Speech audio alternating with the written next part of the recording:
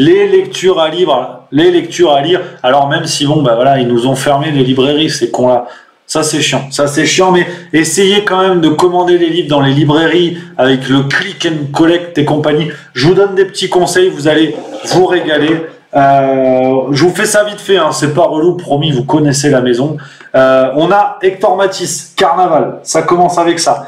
Ça, c'est que du plaisir. Hector Matisse, si vous aimez la langue de Louis-Ferdinand Céline, si vous aimez cette langue-là, du grand maître, bien évidemment, du grand maître Céline, allez-y, Carnaval d'Hector Matisse, c'est un jeune auteur, c'est son deuxième roman. Le premier, c'était Chaos, aux éditions Bûcher-Chastel. C'est du plaisir. Dans Carnaval, l'auteur imagine un monde un petit peu détruit, c'est-à-dire à peu près le nôtre, mais sans Marlène Schiappa, donc quand même un peu mieux.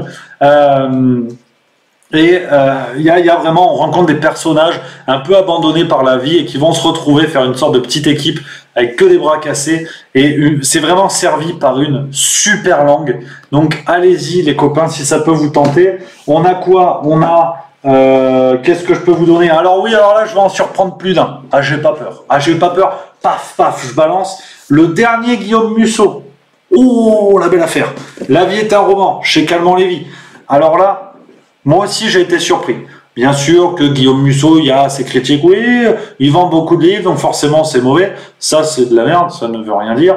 Donc ça, j'aime pas ces débats-là, hein, qu'on soit clair.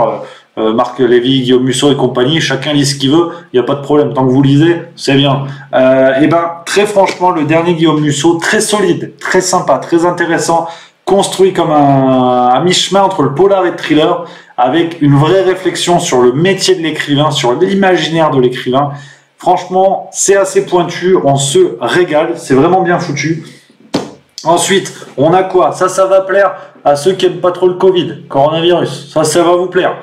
On est quoi? C'est Casserole qui applaudissent aux fenêtres. C'est Yegor Gran, c'est aux éditions Paul. Alors là, c'est mon coup de cœur. C'est mon coup de cœur de ces derniers jours. Vous allez vous régaler. On est sur un essai, une petite tribune. Hein. C'est quoi? C'est 132 pages. Franchement, ça va. Une petite tribune de Yegor Gran, qui est un auteur formidable, qui est drôle, qui est agréable à lire. Vous allez vous régaler. Et qui critique toute la gestion du coronavirus, qui critique la réaction des citoyens, qui critique tout ça avec vraiment, c'est rigolo, vous allez vous marrer, ça fait quand même pas mal réfléchir. Ça fait réfléchir notamment à plein de symboles de la crise du coronavirus, notamment le fait d'applaudir aux fenêtres. Vous allez voir, je vous en dis pas plus, mais vous allez vous régaler, vous allez vraiment vous régaler.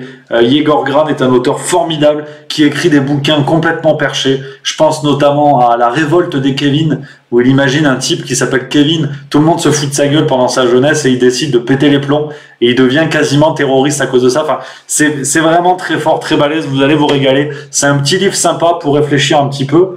On a quoi? Qu'est-ce que je peux vous donner également? On a du Olivier Norek avec Impact. Et oui, Olivier Norek, un des chouchous chez Lettres et Billes, un des favoris, un des auteurs qu'on adore.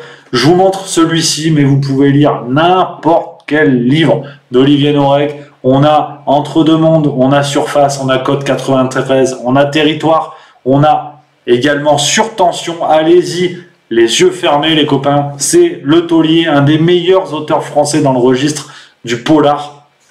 Vous allez vous régaler. Et cette fois, Olivier Norek va parler de l'écologie. Ah oui, là on est sur un thriller écolo. Il y a de la réflexion. Jusqu'où peut-on aller pour faire le bien?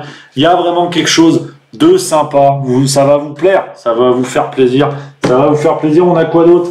Qu'est-ce que je peux vous donner? J'en ai un petit peu plus, je vous le mets également. On a La famille Martin, David Fuenquinos, c'est le dernier également. Ça fait plaisir. Un petit roman très sympathique où David Fuenquinos va, alors en tout cas c'est ce qu'il raconte dans ce livre, il va à la rencontre d'inconnus pour écrire ce roman et imaginer l'histoire de ces inconnus. Et à partir d'une rencontre va se mettre en place tout un roman plutôt bien fait, assez agréable à lire, bien rythmé, où on va traverser à peu près le monde. C'est vraiment bien fait, vraiment sympa. David Fuenquinos, j'aime bien, on est vraiment sur du roman très sympa, agréable à lire, et avec toujours un petit fond bien sympathique. Donc